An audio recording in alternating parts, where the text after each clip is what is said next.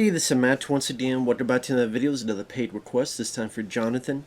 Thank you so much for that, and for those interested in requesting pretty much any type of videos, topic, reaction, commentary, review, re-review, what have you. Feel free to send it either directly to my PayPal or join my Patreon. Both links are down below in the info box. Now, and excuse the background noise, it's, roosters and birds and chickens and stuff all around the area, so you always don't hear that in the background, like usual. But that's the thing with being out here in the middle of nowhere. So, Jonathan wanted me to do a commentary for Austin Powers 2, The Spy Who Shagged Me. And he had the question, does it hold up? But I've never been big on this film. Like, it's watchable. It's not that I hate it.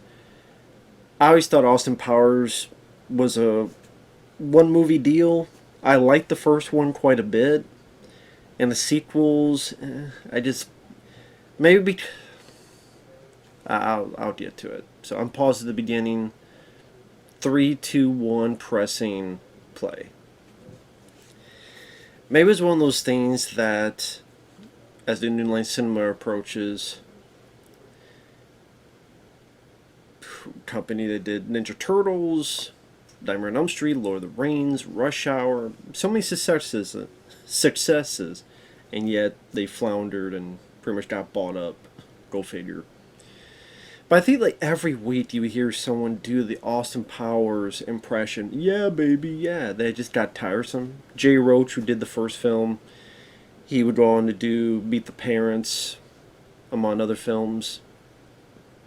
Pretty much like Star Wars is doing a bit of the stroll here.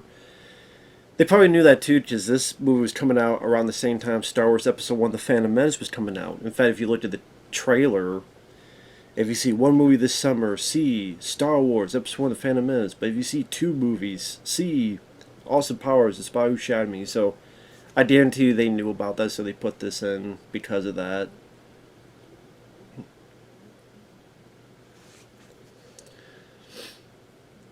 But yet every week at school or somewhere you would see someone doing the Austin Powers impression.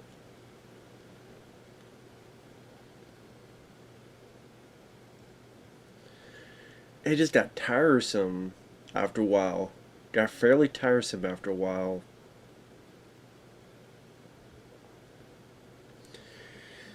It's like the Celine Dion song "My Heart Will Go On" from Titanic. It's not a bad song, it just got tiresome. And again, I like the first movie, I just don't rewatch it a lot. But again, I never really thought it needed sequels, but I was wrong because they were successful.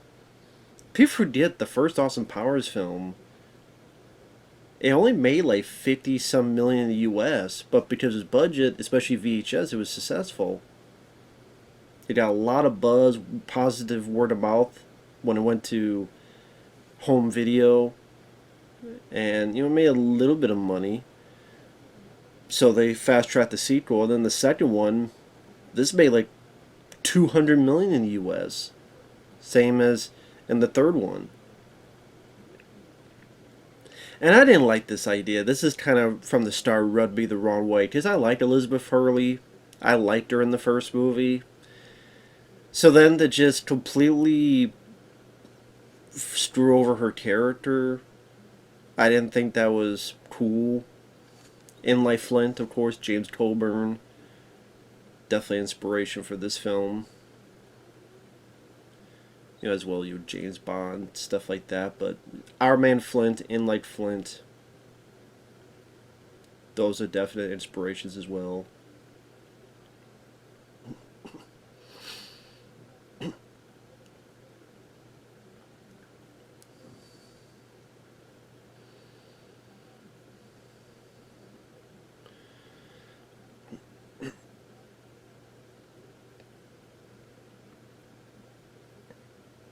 Decent practical effects on the robotic face.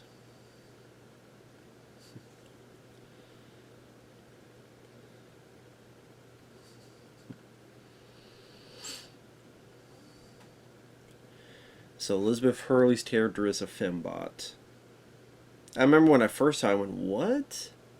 that character in the first movie was this all along? I guess they felt, well, we need another female interest.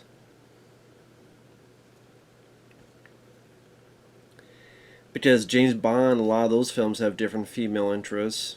And then we gotta find a way to, instead of it didn't work out, instead of, she moved on. No, she's a fembot and she exploded and she died. So all that stuff in the first film was pointless. And I get you're not supposed to take these films seriously, but at the same time, it's like, okay, you treat me like an idiot. You treat me, an audience member, like a moron. She was a fembot all along, which makes zero fucking sense.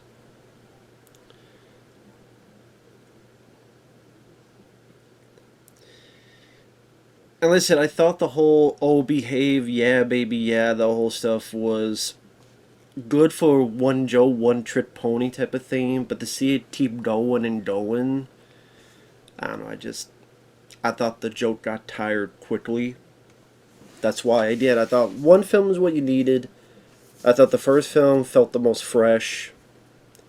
But I mean, to be honest, like the sequel brought in a lot of familiar and famous characters. It introduced Mini Me. It introduced Fat Bastard. And of course, that was doing this whole thing like it did in the first film. It had a scene where all these trying to be creative ways to hide nudity.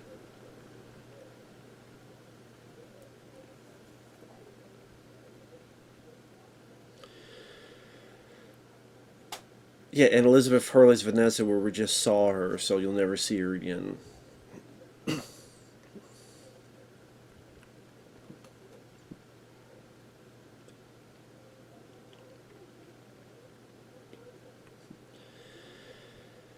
And see, with this one, it felt like with this and the third one, they try to be raunchier. They try to be more gross. They try to be even more.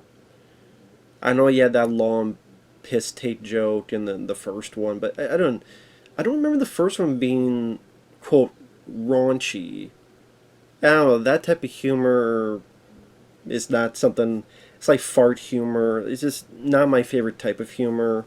There are exceptions, of course, but that's not really my bag in terms of humor. Like if when I do a list, well, if I did a list of my favorite comedies, they would consist of either let's see, The Golden Child, The Big Lebowski, Clerks. A lot of verbal comedy or quirky comedy. I really like Fear and Loathing in Las Vegas. I like Cheech and Chong movies, Up in Smoke. I like Harold and Kumar Go to White Castle. Planes, Trains, and Automobiles, and the like. And there are raunchy comedies I enjoy. Porties, I like Porties, among other stuff. But I was, I wouldn't say it's my favorite genre of comedy. I don't mind American Pie, but it's not stuff I rewatch a lot. I think this guy here was on Saturday Night Live. I could be wrong. Oh, Jerry Springer, rest in peace, Jerry Springer. Yeah, he passed away, I think, this year. I could be wrong. And that's the thing with his show. People forget his show was legitimate at one point, but then they knew that the fights got the ratings, and then they kind of... I can't remember if they hired actors or they hired... It was staged. It became more stagey. And Jerry Springer, I mean, once in a while he'd pop up as himself and stuff like this. There's that movie he made, Ringmaster, that did nothing. And it has like Michael Dudikoff in it, believe it or not. He played the president in, what was it, The Defender with Dolph Lundgren, and he wasn't that bad. I remember in this film getting more laughs out of the Dr. Evil character than Austin Powers. I don't know why, just the way Mike Myers played Doctor Evil, his mannerisms, his voice. I just remember getting more chuckles out of stuff he did. I remember when I first saw this, I'm like, I kind of was waiting for Doctor Evil to come back again because I don't know, it just felt like the end of the comic energy was just more vibrant when he was playing Doctor Evil.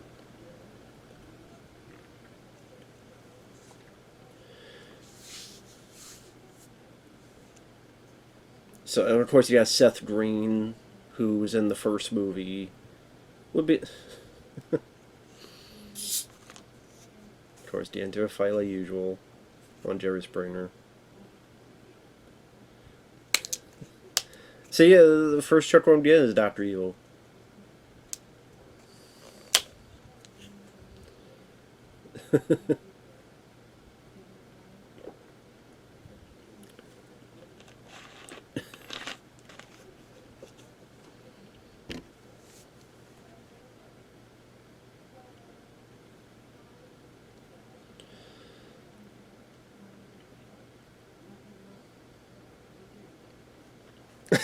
Now he's fighting Jerry.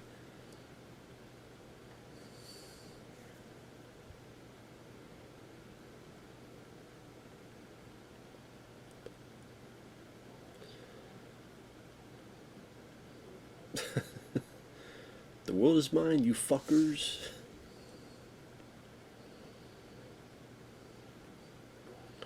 I think what is like in a weird way that when he's Doctor Evil, he's being I don't want to say subtle, but aside from the laughing 1 million, 1 billion, as Austin Powers is it's a lot of mudding. There's a lot of like forcing mudding, like that bit there where he's playing to the camera. Or Doctor Evil is a bit more his personality is a little bit more laid back, so it's not as annoying or as irritating.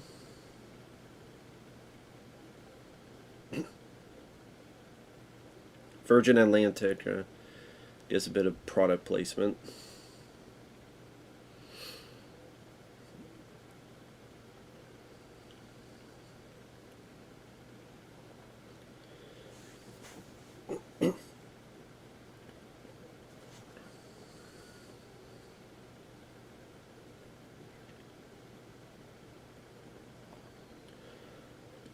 Ivana Hump a lot.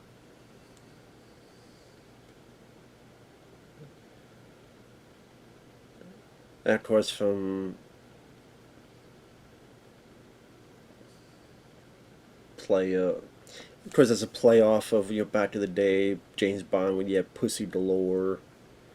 I mean, how you even had a movie called Octopussy for crying out loud. So,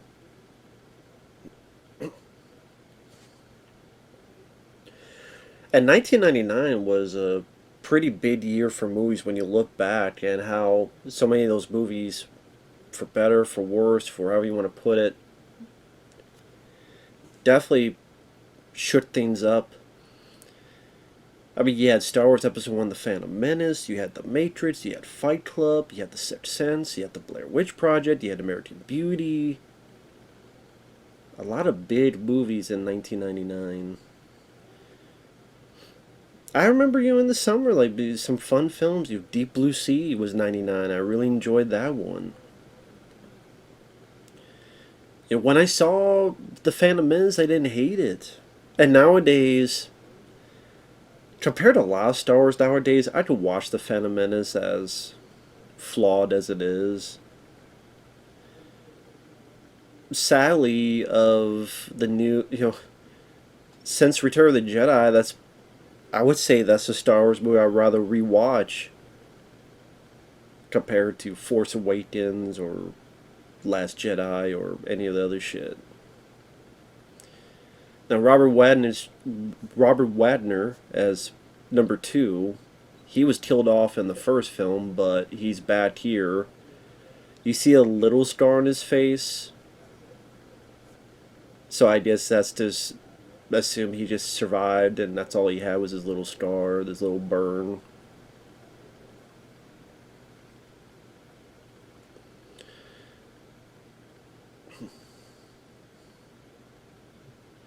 Miss Unibrow here.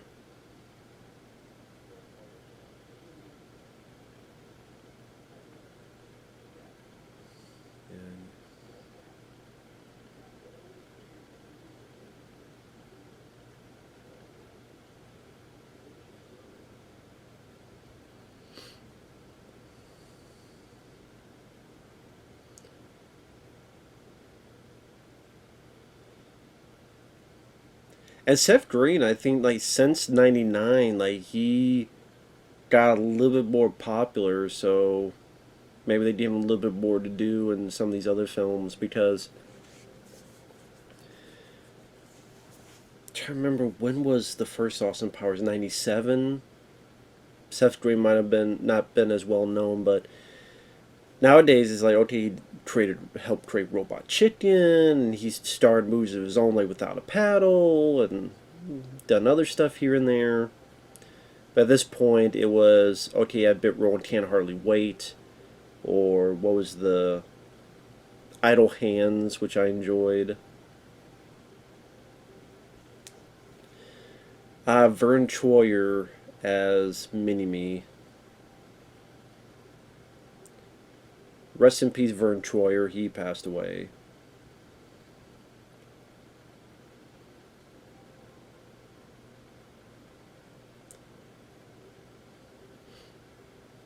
Definitely became one of the memorable things people think of when they think of Austin Powers Mini Me.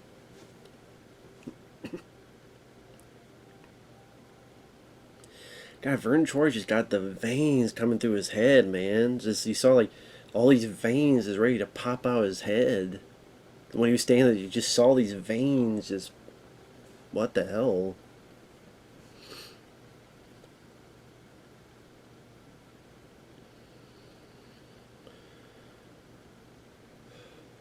Of course, almost bypassed the whole Starbucks stuff.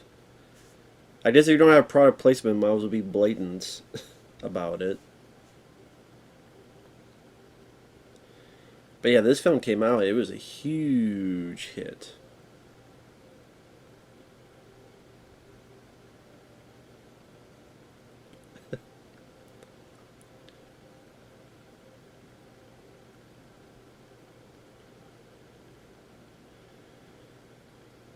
Of course, he doesn't know that trillions are bigger than billions. Seth has to tell him it.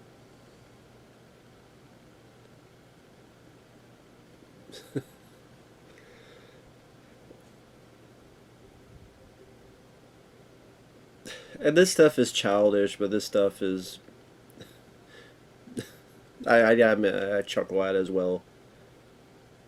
You would zip it real good.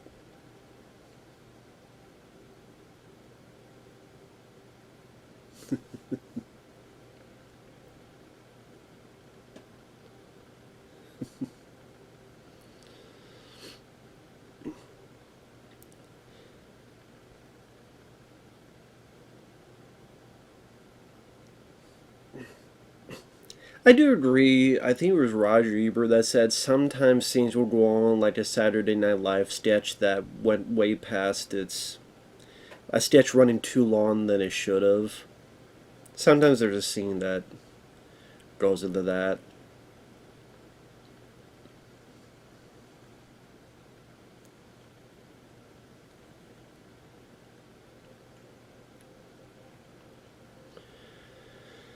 And Seth Green's character makes a good point. Just go back in time and kill him, but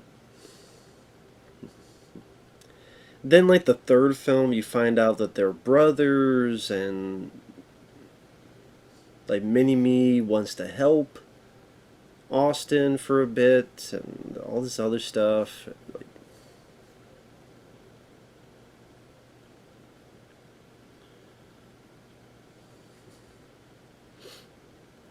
And we have Rob Lowe now as number two. Obviously, the I understand the idea of doing a sequel, like being able to see Austin in his prime in the '60s and what you could do creativity in terms of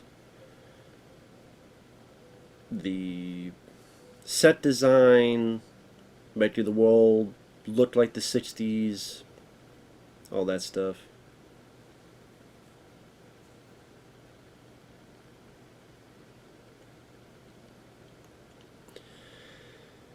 And Rob Lowe, he does a good job trying to mimic Robert Wagner's mannerisms.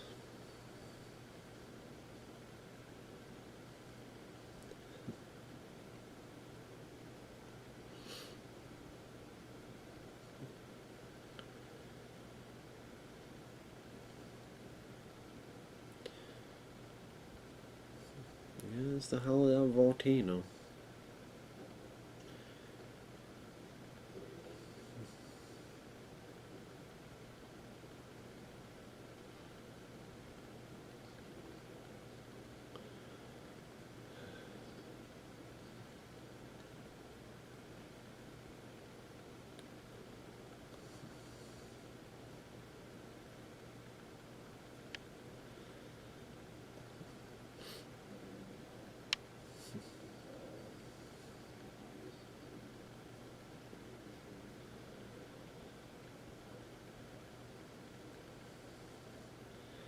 I know this lady looks familiar. I swear I've seen her. I can't remember where though. God, she looks familiar though. I'm sorry I'm not saying much. It's pretty much them playing chess, and I know lead to he gets his mojo, take it away, then he can't perform with her, and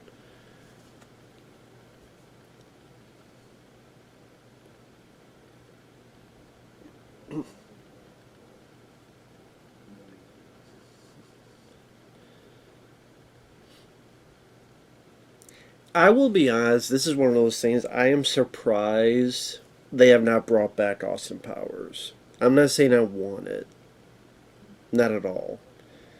But you see how many franchises get dug up and brought back into the public eye, from Bill and Ted to Star Wars to Star Trek to Indiana Jones to now Beverly Hills Cop. You had Rambo 5, you had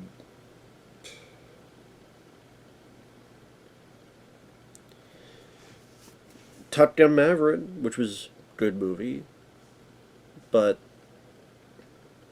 so many times they dig this stuff back up, and I said, was it? I've heard they want to try to do another Blair Witch Project film, which is stupid and insipid of an idea. A new Saw film. I've heard they're trying to do a new Final Destination film. There's the Return of Halloween, Texas Chainsaw Massacre, the Crystal Lake TV series, so try to have some form of Friday the 13th Return, The Exorcist. The whole thing's just fucking ridiculous. But you know, they wanna. It's a business, hence show business.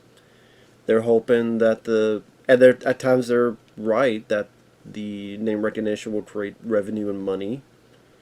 And I'm surprised again they haven't done this type of thing with Austin Powers.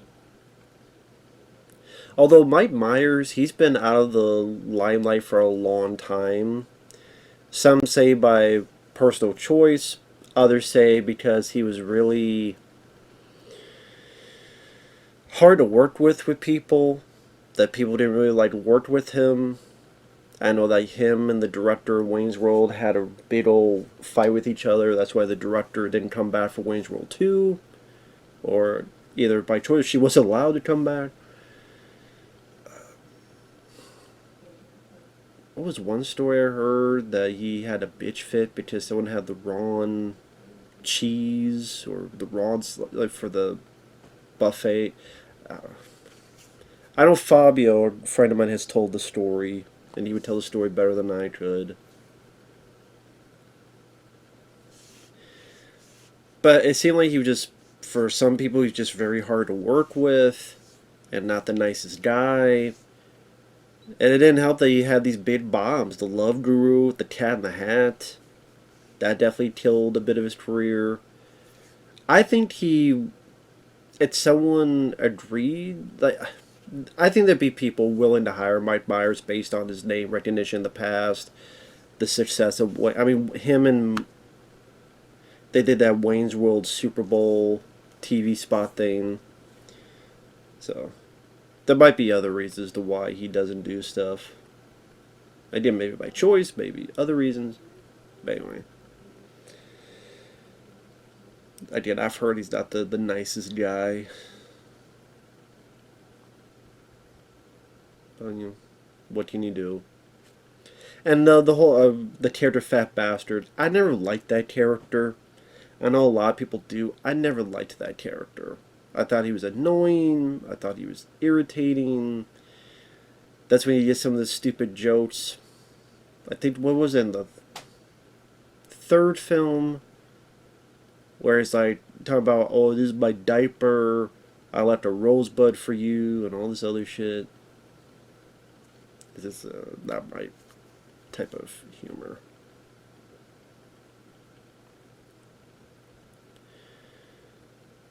I mean, it doesn't really showcase the dire circumstances of him not having his mojo.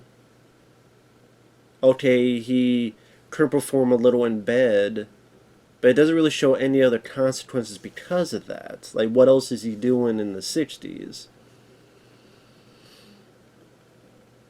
Like, he did, that's like as far as he told his plan, but maybe we'll find out later. It has been a while since I've seen this.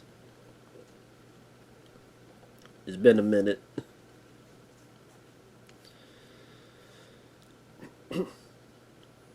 So Austin is frozen, so it's now there's not going to be any him meeting his former self conundrum.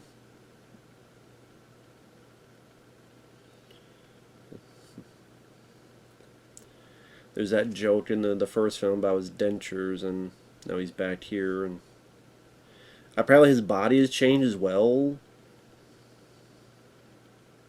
Okay.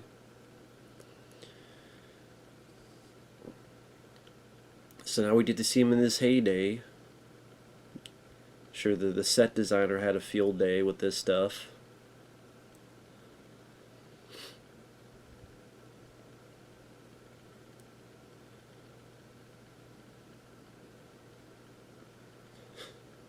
Might as well be a Heineken commercial. God, I didn't notice all the fucking product placement. Virgin, Atlantic, Starbucks, Heineken now. What's next? Burger King. See, that's Heather Graham. She's been a few stuff. Boogie Nights, among other stuff.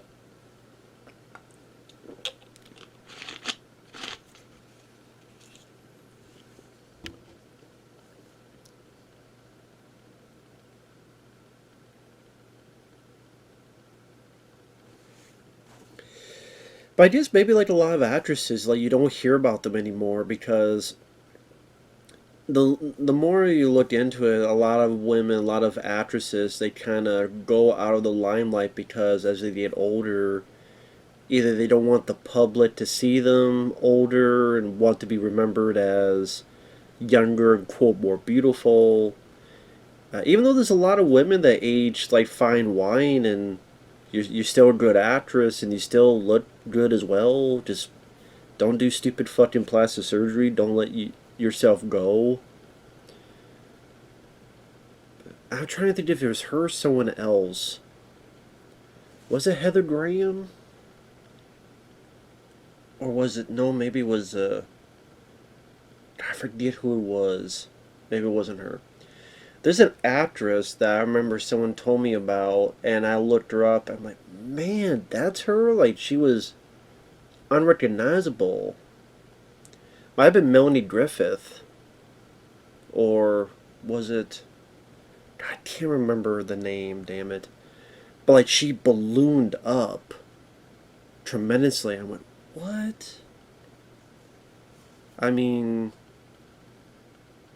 what the hell happened? I'm not one to talk about looks, but it's just like, wow, she just let herself go.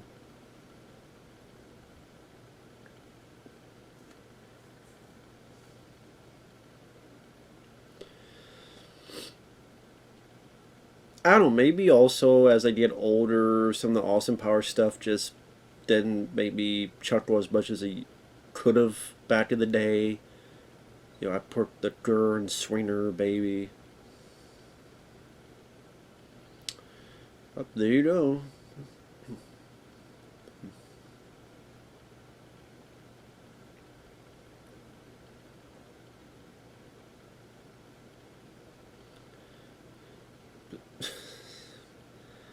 Okay, I'm chuckling at the fact that he's using her as a shield. She got shot like 80 times and still talking.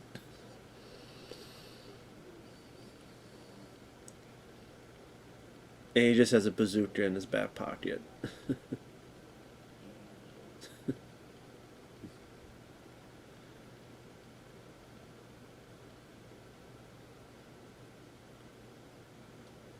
And moves her right in front, yeah.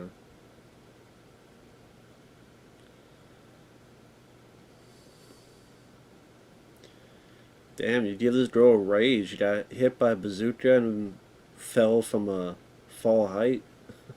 That kind of height. Give her a damn raise.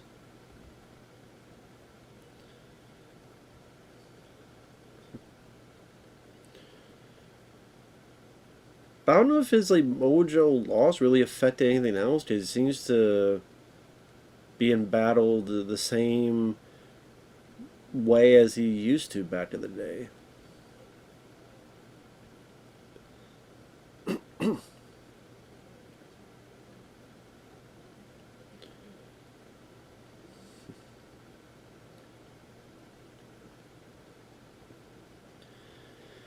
I don't know if they explain why Heather Graham's. Well, actually, yeah, she's in the 60s. That's all explanation you need. Why she's not in the third one. She's in the 60s. Of course, that line, it looks no way like California because they shot this in Southern California. So it's like, hey, I was let people know, and we got Will Ferrell. I guess his character died in the first one, but this is back in the '60s, so he would be back. Yeah, I believe that's Will Ferrell. Oh yeah, because it's a take on what he did in the first movie. In the first movie, Doctor Evil hit the chair, and then he keeps screaming in pain.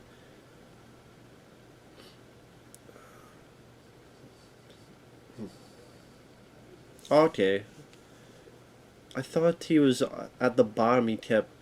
Okay, I'm remembering wrong, I guess.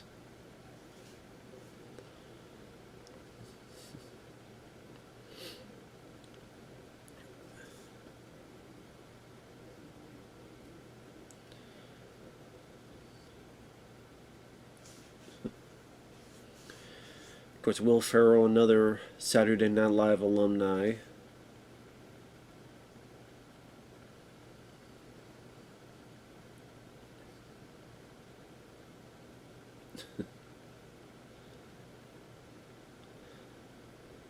Oh, okay, this I remember. Okay, now I remember now. This is actually pretty funny. I can't stand to be asked the same question 3 times. It irritates me.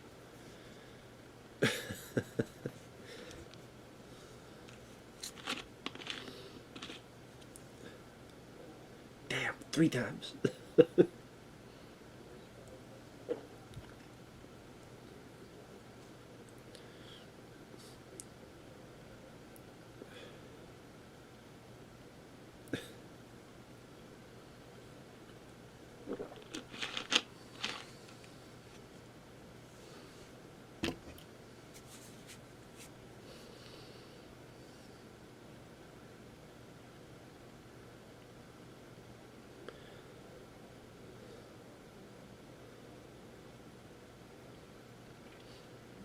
See, now this is where it's like getting a bit long in the tooth. Like the fact you say, damn, 3 times. Like that was funny. Now this bit here, the Joe's kind of losing it.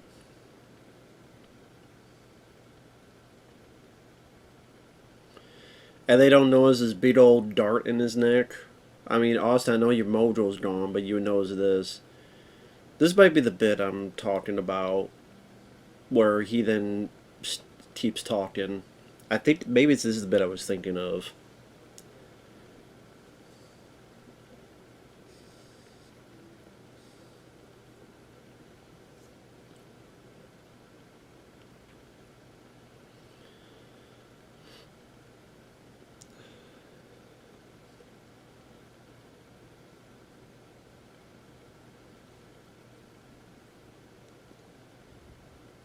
I'm still alive, but I'm badly injured. Yeah, him explaining his injuries, like in the first one when he was put into the damn the chair lifting. If you've seen the first one, you know what I'm talking about.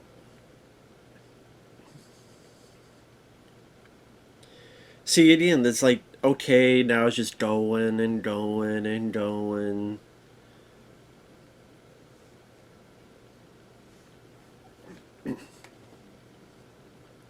That's the part I was thinking of. That was a reference to the first movie. Although, I mean, doesn't that kind of change the ripple of time now? Because that means he wouldn't be in the first film. That means anything he's done from here to 1997 film. But movie isn't about that.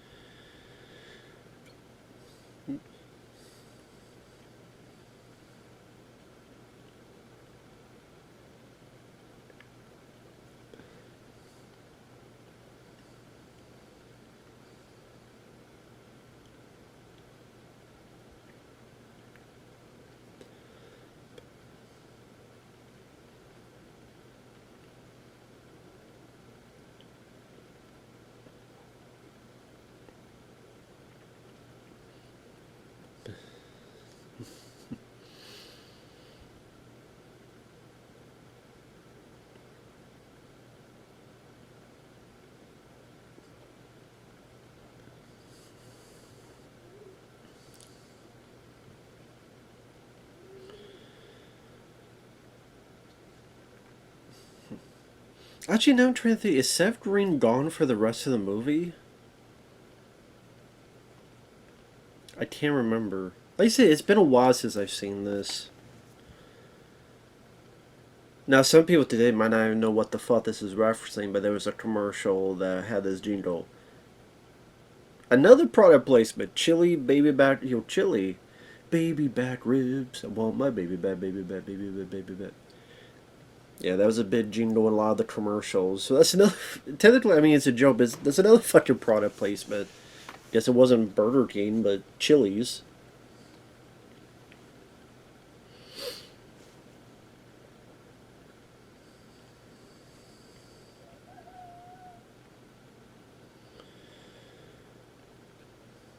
Oh yeah, this is supposed to be the connection that she is the mother of Seth Green's character.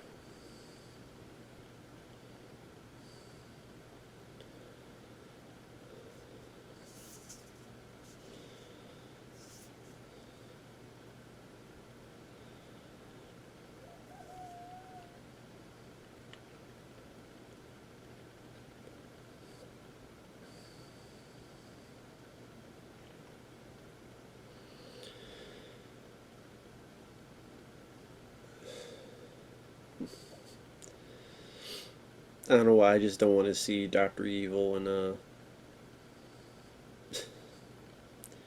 seduction way.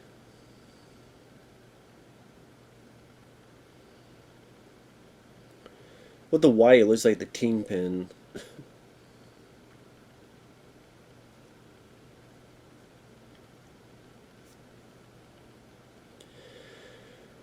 But yeah, I remember in school, like a lot of kids, would reference movies like this, "Fat Bastard, Get in My Belly." Like they would reference a lot of that stuff.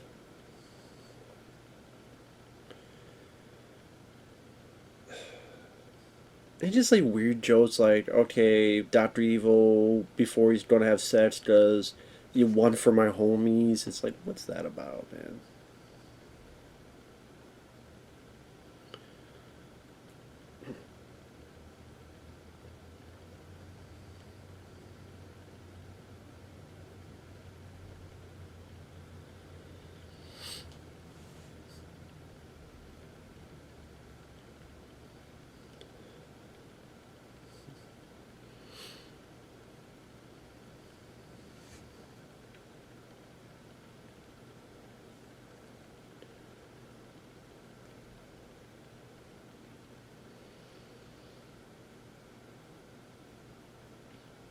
But yeah, Heather Graham, I know she was in Boogie Nights, and I'm trying to remember what else she's been in.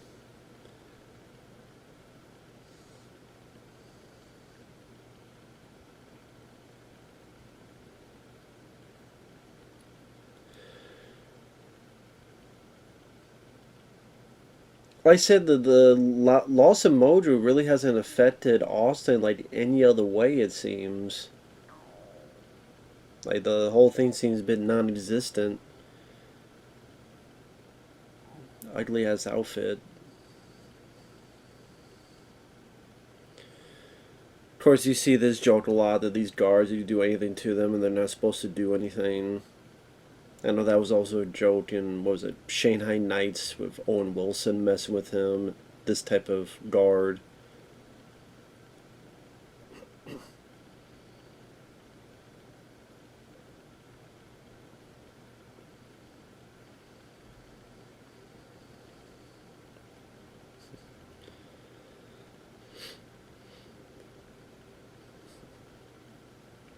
And I guess Mike Myers when I mean Saturday Night Live. I'm trying to think what year he was around. I mean, he was around the time when you had like Adam Sandler and I think like Chris Farley and like some of the heyday of Saturday Night Live. You say one of the great heydays of Saturday Night Live. And then he got to be in one of the only SNL films to be successful, Wayne's World, because a lot of the SNL films were not that good, to be honest, let alone successful. Just think about all the movies they had. It's Pat, The Ladies' Man, Superstar, Night of the Roxbury. To be honest, all those films I didn't care for. The only one I cared for and was successful was the first Wayne's World. Successful enough to get a sequel, which I wasn't even big on the sequel. Like Wayne's World's really. There might be another one that I haven't. I can't remember. I would say Wayne's World. I actually don't. I don't mind. Stewart Saves His Family. I remember not minding either. But again, a Night of the Roxbury I could not get into. Superstar was a bit annoying. Ladies Man I thought was pretty boring. Wayne's World 2 I don't think had the charm of the first one, in my opinion. And I know Mike Myers wanted to do. What the hell was that character? That like German expressionist. We dance. Yeah, he wanted to do a movie on that. Someone actually had me read the script and do a review of the script, and the script sounded awful. No wonder it did not get made. But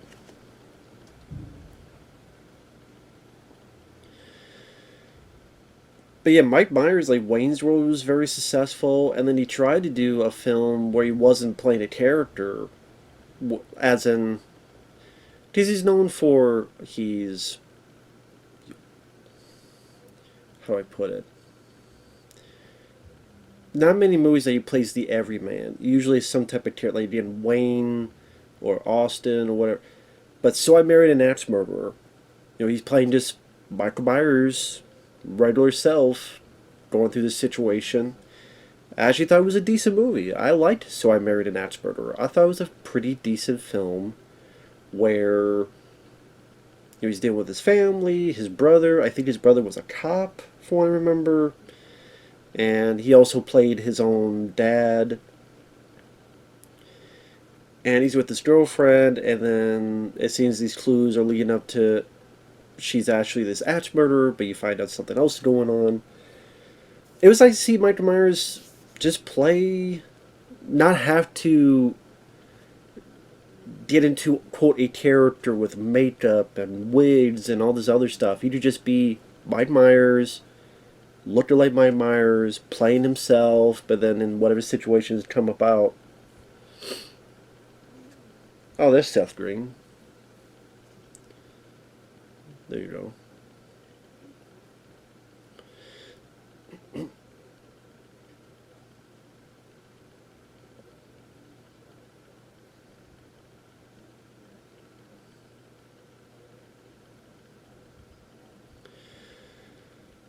But So I Married an Axe Murderer did not do well. It completely bombed, and I think that's why Mike Myers went back to doing characters.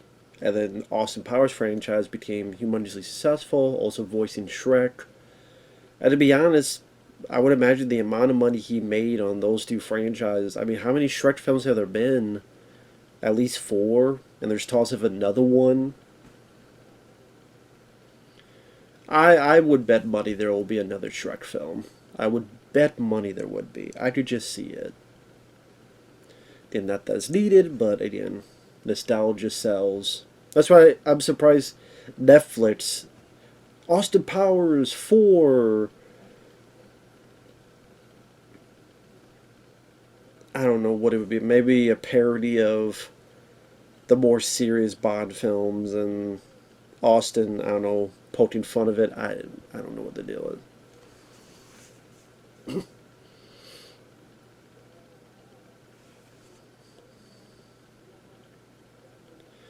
I don't know why in that one shot he looked like Austin Powers looked like Rick Moranis.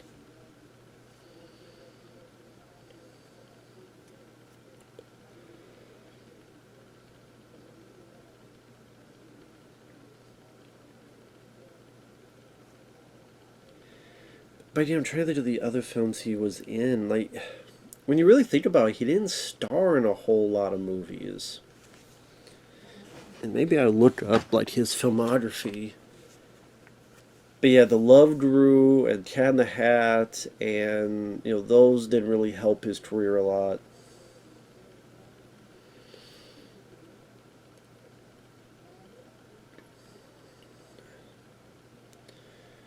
So I'll use my phone and look up some info about the film.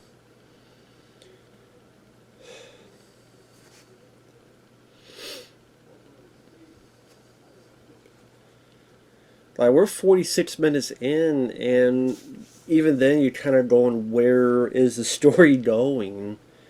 Because he's gone back in time, and we still don't really know, other than he stole the mojo, what all Dr. Evil was really about, and what Austin's really. He hasn't really done. I guess he survived the two assassination attempts, to be fair.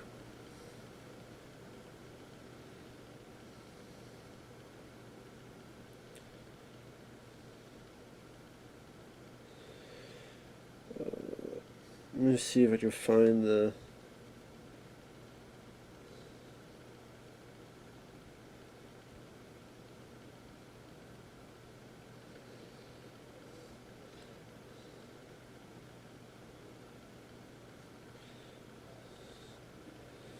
Try to see if I can find the story.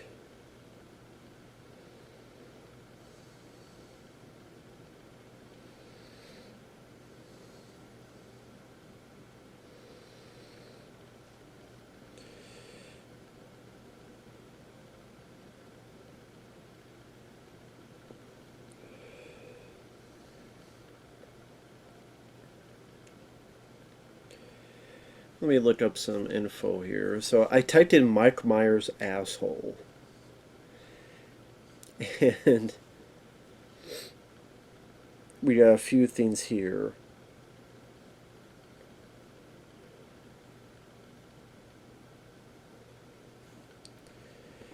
In 2000, he walked away from Dieter. Yeah, that's the strip I was talking about. Another SNL sketch-inspired film that would have had him reprise the role of quirky German host of the fictional show Sprockets, who has an unhealthy affinity for monkeys. Dieter was to be Myers' follow-up to this film, the second Austin Powers film, but Mark Myers bailed on the production, citing issues with the script, even though he co-wrote it. Lawsuits filed. Universal sued Mark Myers for $5 million. The production company making the film Imagine sued Myers for an additional $30 million. Mike Myers countersued everyone, citing violations to his right of privacy, abuse of process, and fraud on the part of Universal. So apparently, they dropped their lawsuit, agreed to work together on another project, which became The Cat in the Hat, which is a god awful fucking film.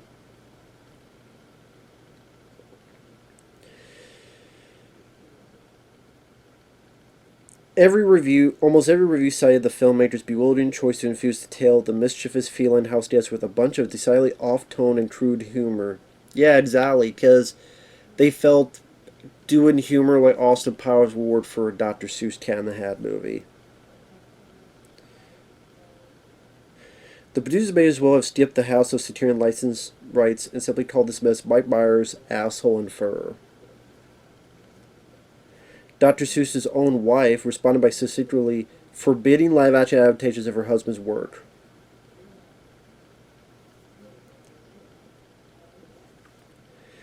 Mike Myers' Cat in the Hat co-star Amy Hill painted an unflattering portrait of the film's lead, right down to the claim that he had a sycophant trailing behind him all day whose entire job seemed to be feeding Myers chocolates from a Tupperware container.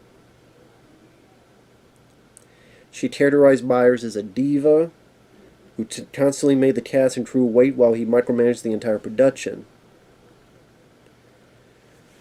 Wayne's World director Penelope Spears got her own digs in describing him in a 2008 interview with EW, I think that's Entertainment Weekly, that he's emotionally needy. He got more difficult as the shoot went along. She had to enlist her own daughter to perform the duties of snack wrangler for Myers. Maybe he could open like a children's hospital to clean up his rep. He's got to do something pretty quick. Rob Fried, who produced So I Married an Axe Murderer, said, I think Mike's a visionary, but his way of getting what he wants is to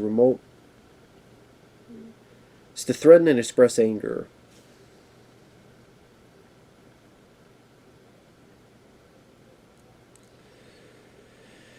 Then the Love Guru bombed, had a budget of $62 million, which doesn't count the cost of advertising, and only made $40 million worldwide. Flopped against films like Get Smart and Incredible Hulk.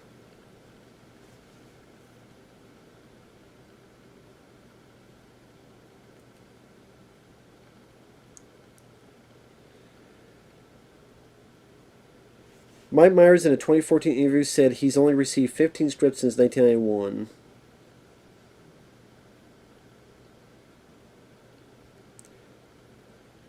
A lot of things he turned down. Offers for movies he really wants are few and far in between. He tosses everything else.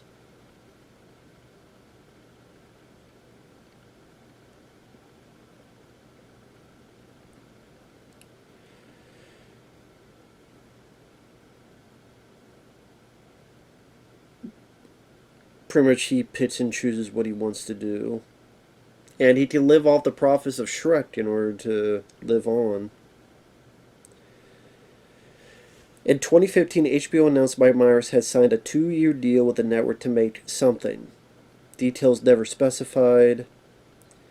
Myers eventually opted out of the contract because his production deal never led to an order of the series.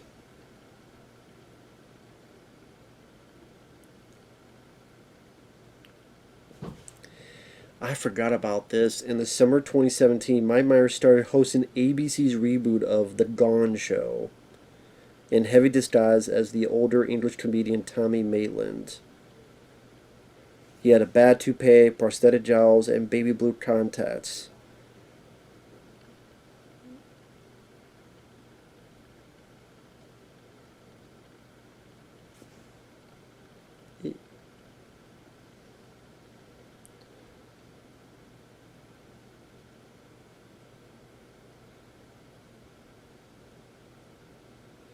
Why stage the clear, transparent deception in the first place? It was a promotional stunt, or Myers thought this would be hilarious, but then no one was laughing about it.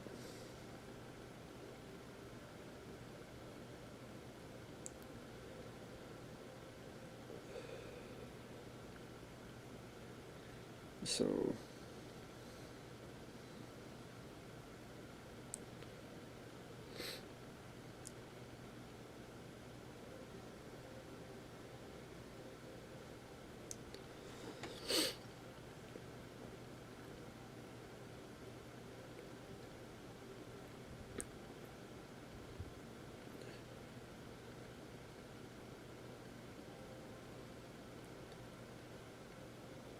let's see.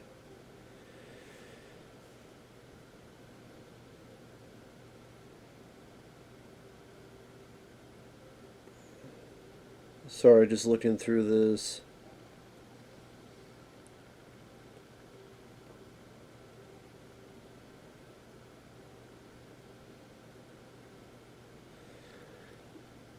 I cannot find the fucking story about the.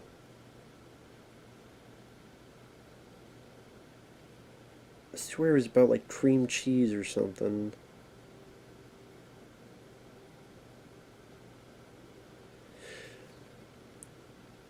Yeah, Mike Myers. Okay, here it is.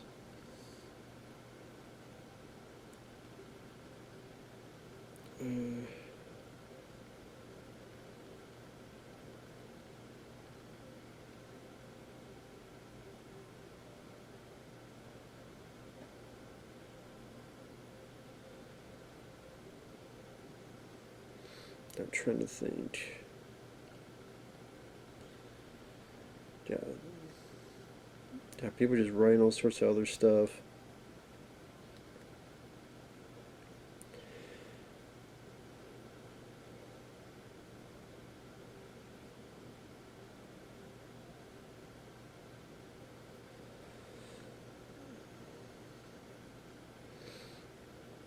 Okay, let me read the fucking thing.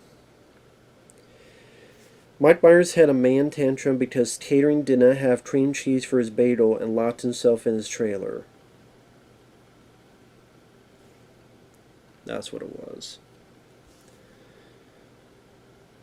And of course, you got like Tim Robbins to be the president. You got Tim Robbins and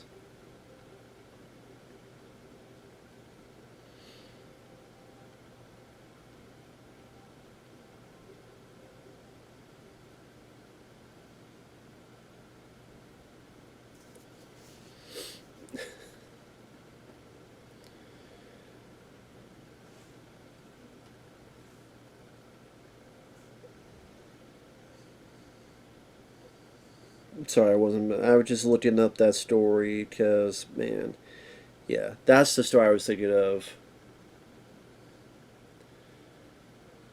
So we're shooting a shot of Independence Day.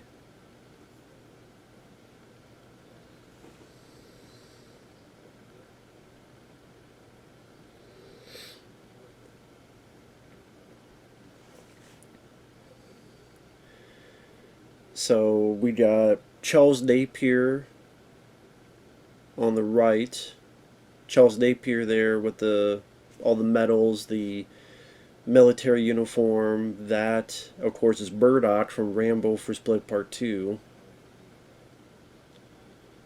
And then Tim Robbins. I mean, Tim Robbins, good actor. I'm kind of surprised he's in this movie, but hey, maybe like the first one and it's a dig. It's money, it's a job, small part, probably doing it a day. And Tim Robbins, I mean, he's in one of my favorite movies, Jacob's Ladder. Of course, he was also in Howard the Duck. Cadillac Man, that's a fun Robin Williams film he was in.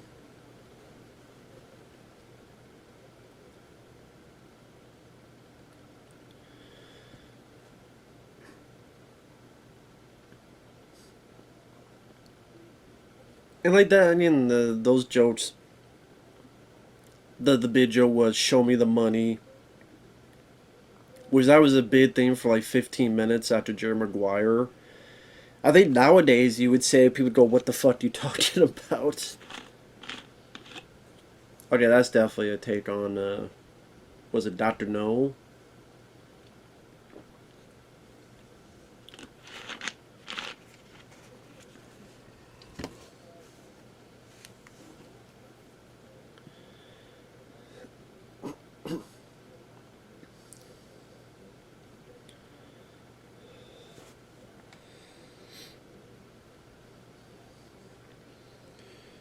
Okay, let's see if there's any trivia on this I can find.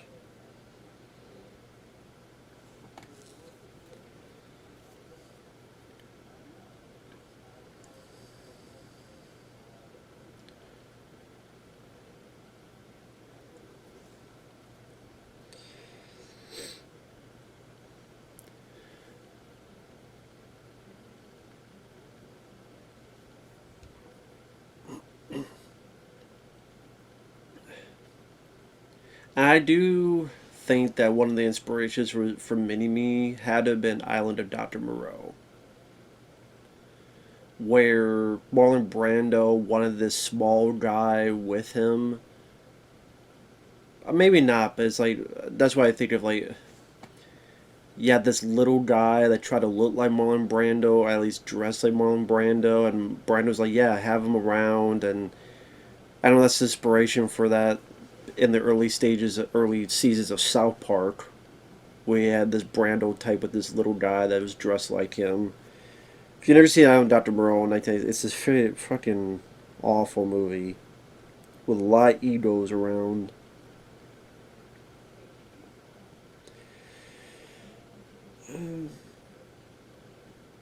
Oh yeah, this is where you get the joke where it looks like things are pulling out of his ass, but it's just a bag. I think they did this type of joke in the first movie. I think so. But this is one of those jokes at the end seems to go on for so long.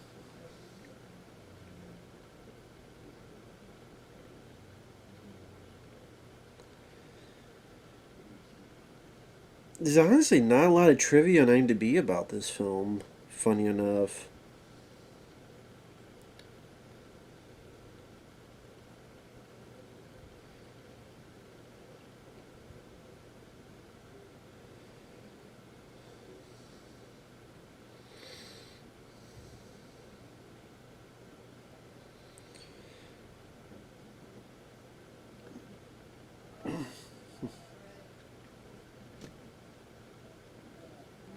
Let's see.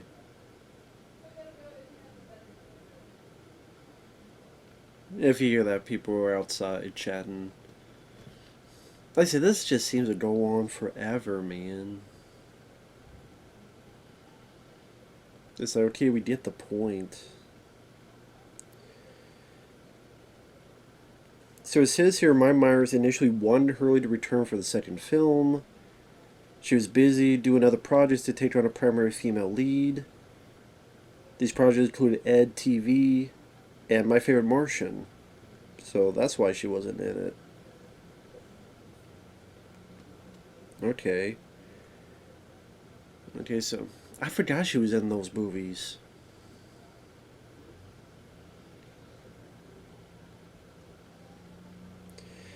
And then apparently she was going to be in the third film, but she didn't think she was funny. They didn't think she was funny, so they cut her scenes out. I guess.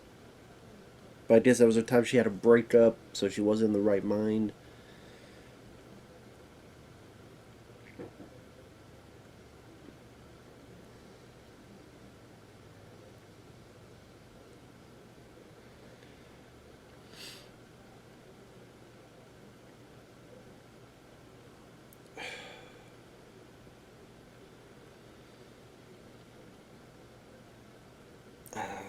This whole thing with the music video just doesn't seem funny. Just seems cringeworthy to me. It's like, oh brother.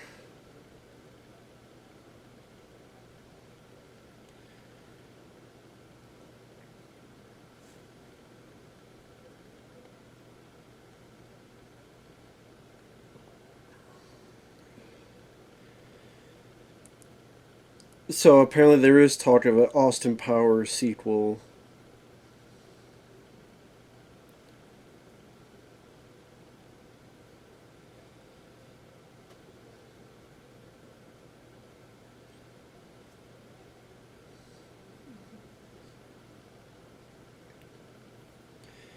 This is from Movie Web 6 days ago.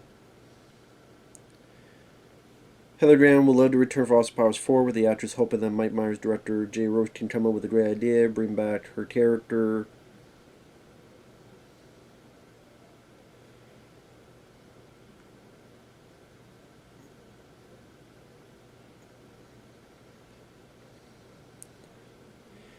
So in the third film, there was a scene, and I was at a party. We're having a great time. I mean, I was doing great. They see each other. To be honest, I'm like trying to remember what it was. Basically, she's fabulous. She's at this party. They say hi.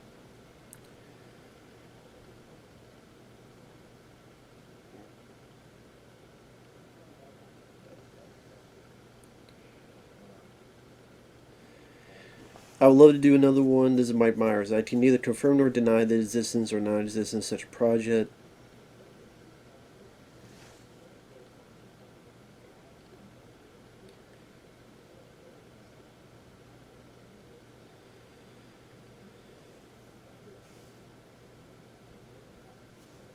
So, okay, Heather Graham is in some horror film called Suitable Flesh. Okay, that's what she's doing nowadays.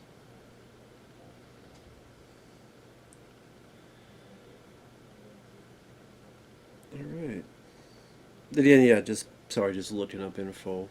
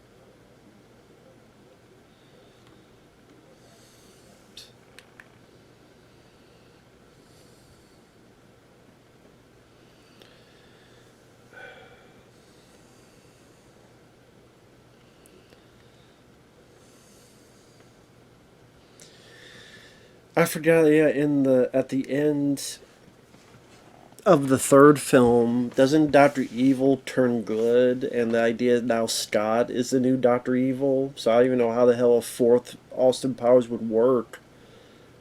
Does that mean Seth Green would be the evil guy? Would Doctor Evil turn evil again? Also, Vern Troyer's passed away. So whole mini me. What you don't how you don't explain his disappearance?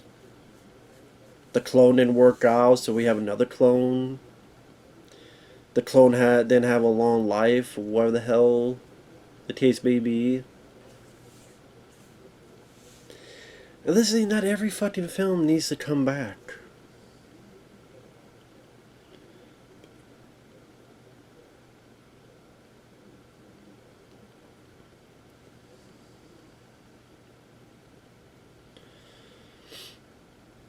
So okay, this is the big plan for the bad guys.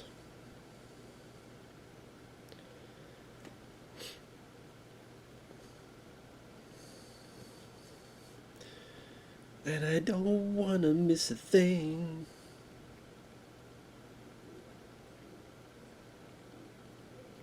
Of course, the Rocket looks like a dick with balls, so you get this joke that was in the first film. We got Clint Howard again. I believe he was in the first film. Of course, Clint Howard, star of Ice Cream Man. He was in Ticks, Apollo 13. Oh, that guy, the other pilot. One of those pilots, he was in the. He's been in a lot of stuff.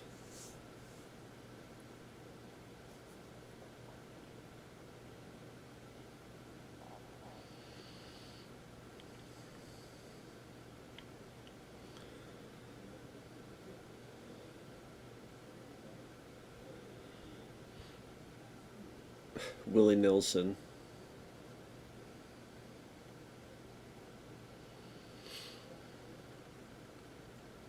That's another thing that happened in school a lot. That Wayne pay attention. That got repeated a lot. I remember in school back in the day. It's like, yeah, I did it the first time. I get the somewhat cleverness of the whole bit. A little bit of chuckle here and there, but Austin, you go to Austin Powers. You go to bed with everybody. But well, you look at Fast Bastard. I guess you can't blame him for being a bit suspect.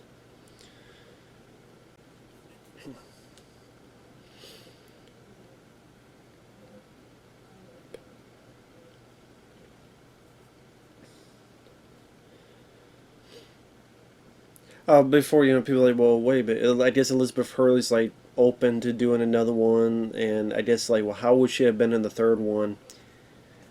It could have been, well, she got kidnapped and replaced by a fembot. That easily could have been it.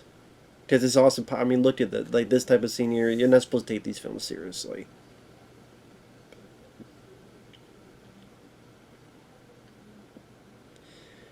He's on the phone. How about you just go up and hit him?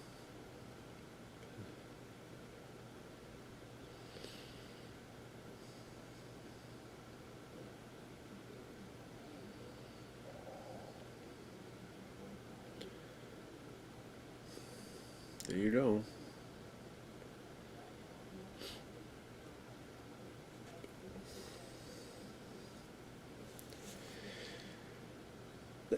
This is another thing that it's just a lot of repeated gags from the first. That, like I say, it was funny the first time, but when you repeat it again, it just feels like a repeat. It just feels not as fresh, not as creative. It's just a repeat of it. And yeah, there are films that the repeat gags can be fun. I understand that. Just, hey, we did this in the first film, so let's do this again.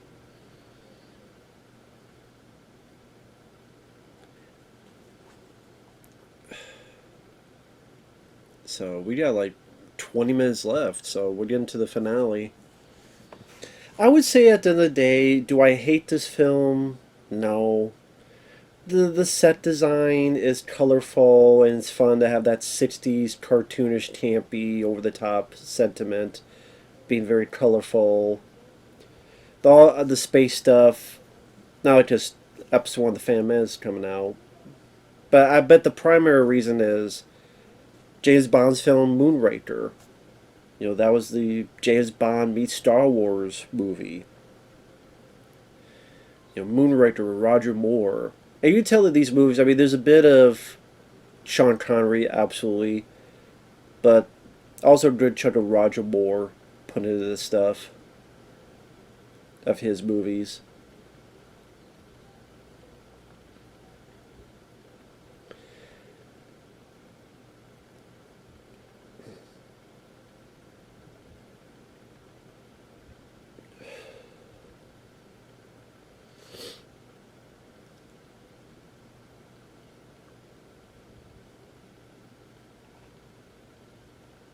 Oh, is that Fred Willard? Who was in Best in Show. He had a bit part in Harold Kumar Go to White House, so he's done a lot of stuff, Fred Willard. That looks like a shot from Apollo 13.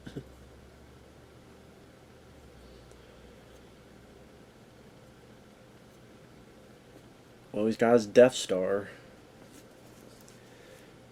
I mean, yeah, a lot of decent amount of Star Wars references.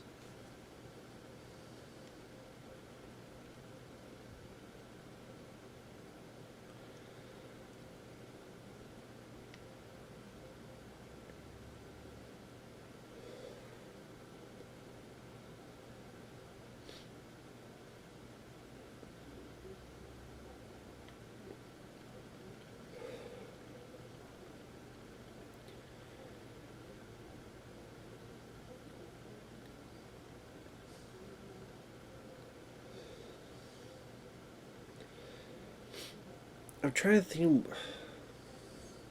when Vern Troyer passed away. It's been quite a few years.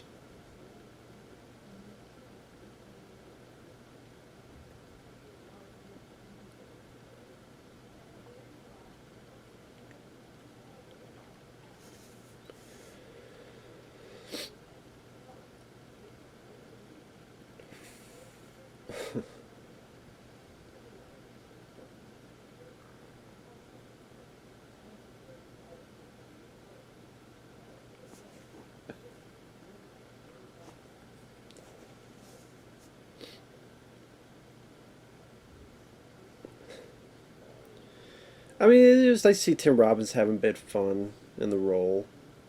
Like I said, I always liked him as an actor. And the effects, they're there, but at the same time, it's a comedy. It's not meant to be state of the art. And for 1999, I mean, like I said, it's that low budget feel of the sets are kind of meant for that 60s aesthetic. Like, how would this look in the 60s? Like, if you made this type of film in the 60s, like, the walls would have definitely have this stuff on the side.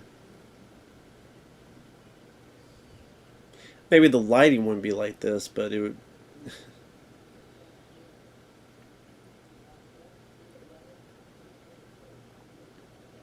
Yeah, I think this is the first time Austin has met Mini Me here.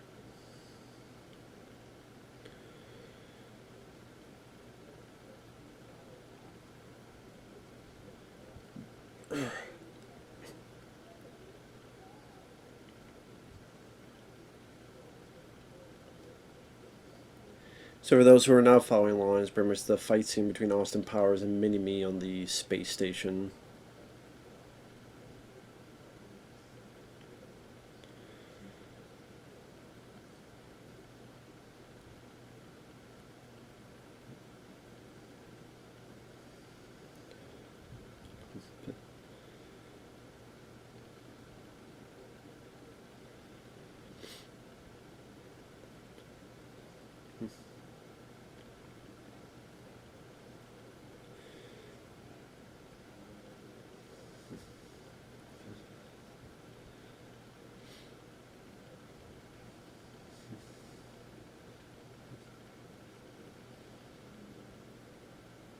I see. Look at maybe just look at the veins just popping out of his face. I don't know if I remember this being raunchier. Did I miss the part where he's like trying something and he realizes it's shit in it? Or am I thinking of the third movie? I might have missed it when I was looking up info on Myers.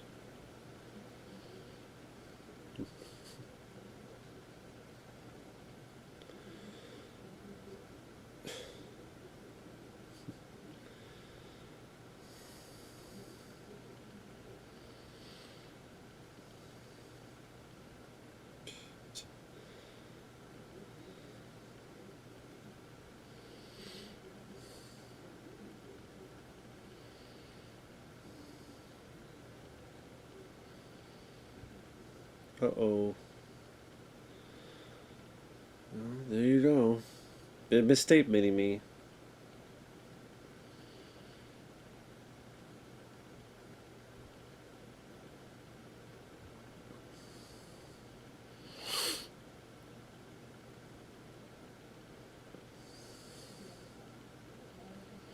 Up there you go.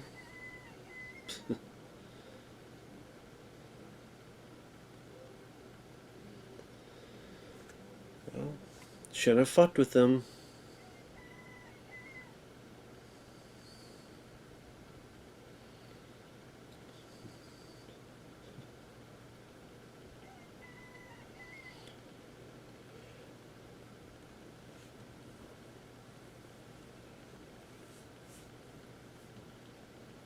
How the hell you get captured?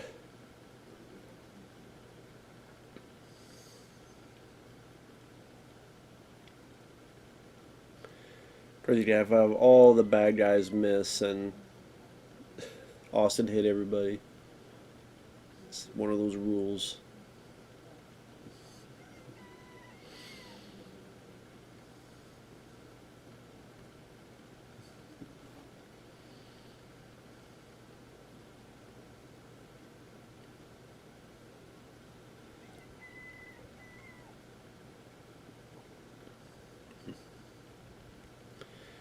trying to think, is this a bit where he goes back in time again?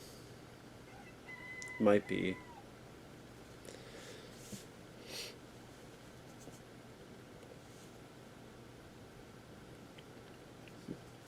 Damn, where'd you get that gun? I guess from one of the bad guys, yeah.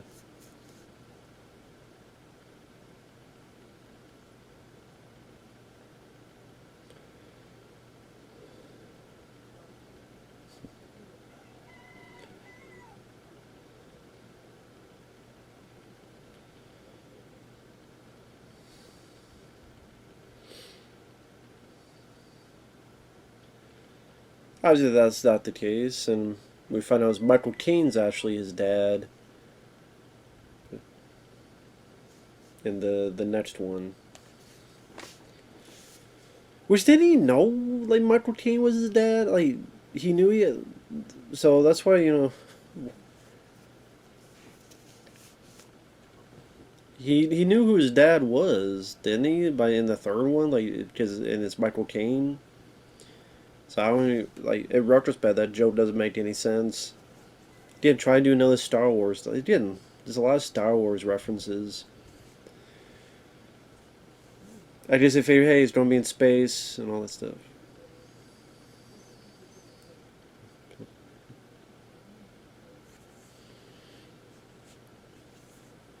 Yeah, there's the time travel bit.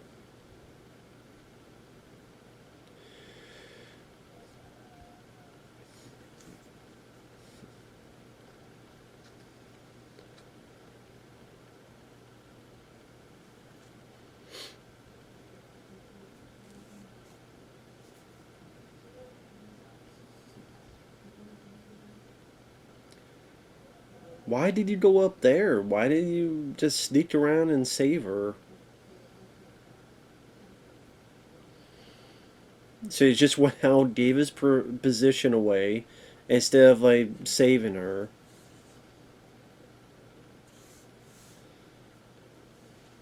He doesn't even. Did he haven't even have a gun on him?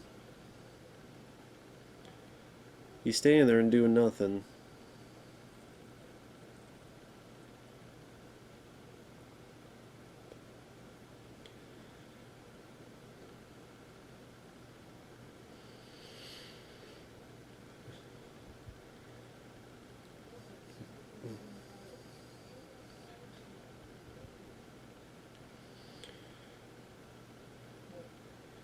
Well, whatever. Sorry, I'm not saying much. I don't really have much to say about the film. Like I said, it's hard to. I mean, think of stuff. I mean, there's not much trivia on the film.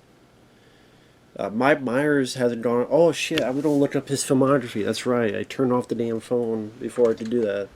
I was gonna look up his full filmography. But yeah, I didn't know the director. I believe he did all three Austin Powers films, and he did. I think the first two Meet the Parents movies. I don't remember what else Jay Roach has done.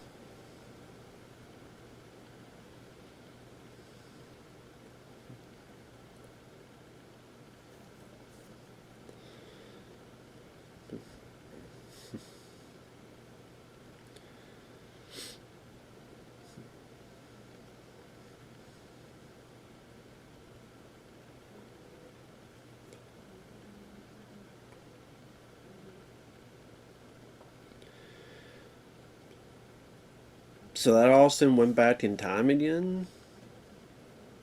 Or are they just like, we gotta find a reason to not have two Austins here?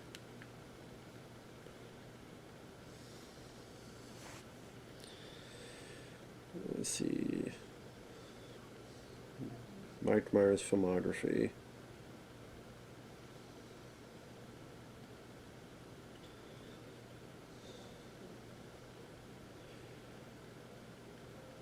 I think with the first film, it worked as well because it was the guy out of his element. It was the fish out of water quality. It was a take on how the 90s have changed since the 60s, how his 60s sensibilities may not work in today's age. Yet all that stuff going for it as well. Little bit more meat to the matter, so to speak, in terms of the story.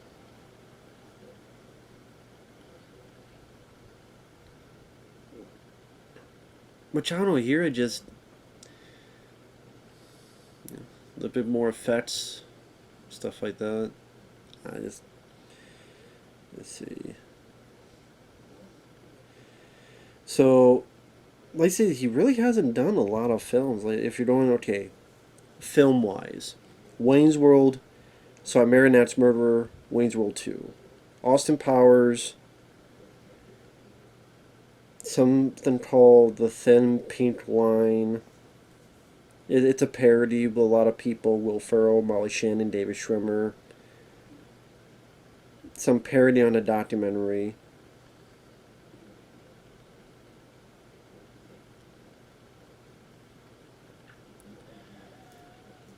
Now you look at his outfit. It's not UPS. It's FBS, like Fat Bastard Services or something. I think it's FBS. But yeah, you look. It's supposed to be UPS uniform, but you tell it doesn't say UPS on his. I think it's FB something. FBD, Fat Bastard Delivery. That's what it is. Fat Bastard Delivery. So yeah, Wayne's World 1 and 2. So I Married an Axe Murderer. Austin Powers 1 and 2. Two Little Things. Some Irish drama called Pete's Meteor with Alfred Molina in it.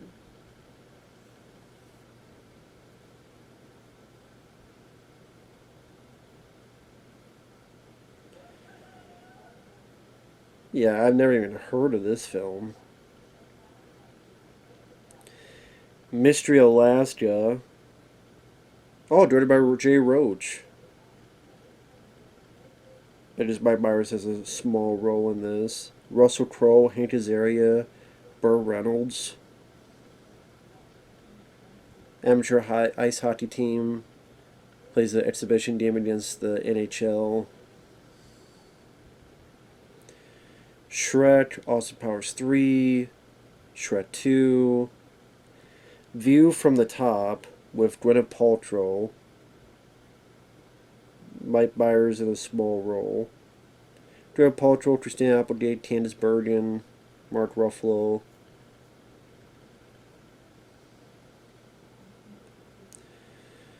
Of course, The Cat in the Hat, which was a fucking disaster.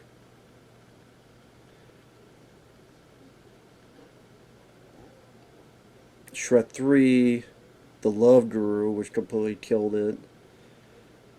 Killed his career. He has small. That's right. He did have a small part in *Glorious Bastards*, Tarantino's film. Shrek 4. Since then,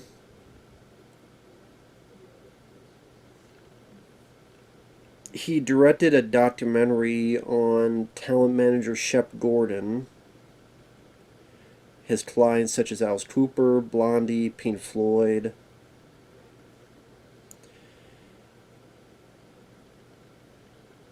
He was in a documentary called Being Canadian.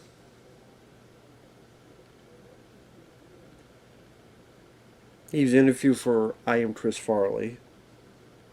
Or at least he was in it.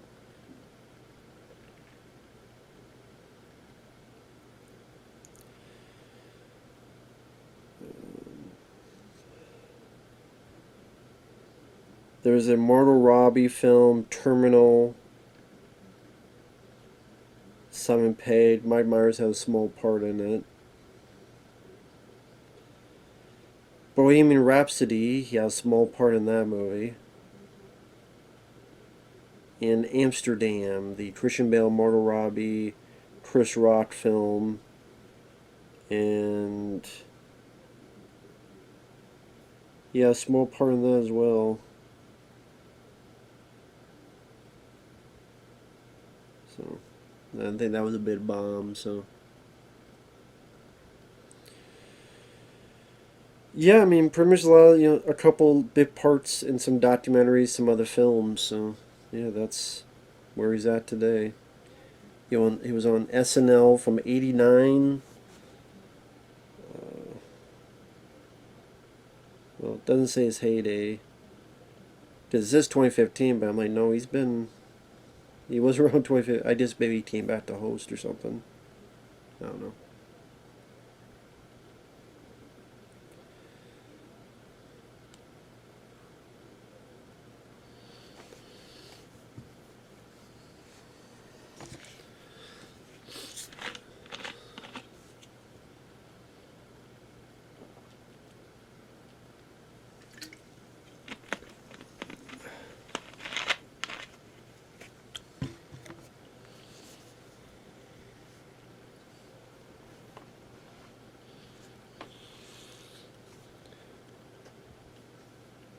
Yeah, this is where you find out who his mom is.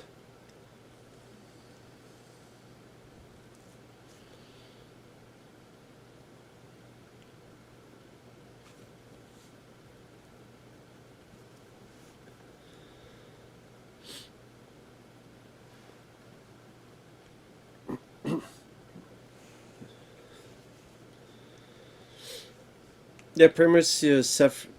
Yeah, this whole ending with Jerry Springer. But I mean, yeah, rest in peace, Jerry Springer, man. I guess that's the last thing I have to say. Jerry Springer, just the end of it all.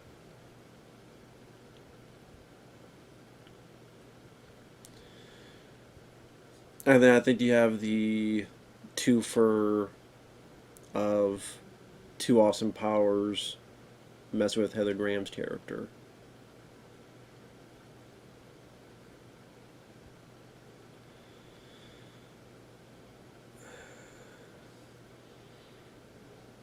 Of course, I didn't mention, like, during that whole last bit, Woody Harrelson cameo as well. With the. So they repeat that joke twice in the movie. Again, as it is, I get a couple chuckles out of it. There's a few smirks in it, some recognizable cameos.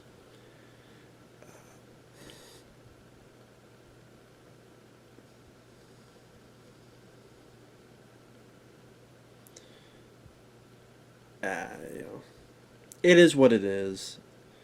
Like I said, I'm not huge fan of it. It was a time waster. It was like awful to watch. I wouldn't say it's a rant worthy movie. I would say it had a little bit of more chuckles than the third one. I definitely think the third one's the weakest one, even though I do like Michael Caine in the movie. Because that one felt it had a bit more Fat Bastard. You bring in the Gold Member, another character that, whatever, wasn't really big on. There's a little bit of interest in showcasing their view of the 60s, like I said, the set design, all that jazz. Some bits with Dr. Evil, some bits with Mini Me and Seth Green's character. But like I said before, I always thought this was a movie that worked just as one film.